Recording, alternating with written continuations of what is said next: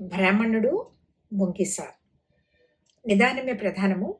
తొందరపడి ఆలోచించకుండా ఏ నిర్ణయం తీసుకోకూడదు. అలా చేస్తే పశ్చాత్తాపం మిగులుతుంది. ఒక అగ్రహారంలో దేవశర్మ అనే బ్రాహ్మణుడు ఉండేవాడు. అతని భార్య పేరు యాజ్ఞసేని. వారు ముంగిసను పెంచుకుంటున్నారు. లేక లేక వారికి ఒక కుమారుడు కలిగాడు. అతన్ని చాలా అపురూపంగా పెంచుకుంటున్నారు.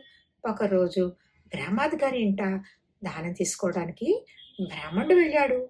అతని భార్య నీటి కోసం బయటికి వెళ్తూ ముంగిసను బిడ్డకు కాపలాగా ఉంచింది. వారు వెళ్ళిన కొద్దిసేపటికి ఒక పాము ఇంట్లోనికి వచ్చింది. బిడ్డ ఉన్న వైపు పోసాగింది. ముంగిస పాముతో పోరాడి దాన్ని ముక్కలుగా చేసి బిడ్డను కాపాడింది. ఈ విషయాన్ని తన యజమానురాలికి చెప్పడానికి బయట ఎదురు చూడసాగింది. కొద్దిసేపటికి యాజ్ఞసేని నీటితో వచ్చింది. ఇంటి బయట రక్తంతో తడిచిన ముంగిసను చూసి తన బిడ్డను చంపిందేమోనని భయపడి కంగారుతో ఒక్కసారిగా నీటి కొండను ముంగిస వైపు ఇసిరికొట్టింది.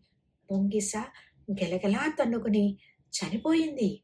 ఆమె ఇంటిలోనికి వేగంగా పరిగెత్తి లోనికి వెళ్ళి చూసింది.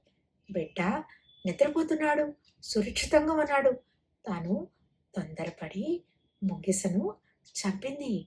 ఆలోచించకుండా వేగంగా తీసుకున్న నిర్ణయం ముంగిసను చంపేటట్లుగా చేసిందని చాలా బాధపడింది. అందుకని తొందరపడి ఏ నిర్ణయాలు తీసుకోరాదు.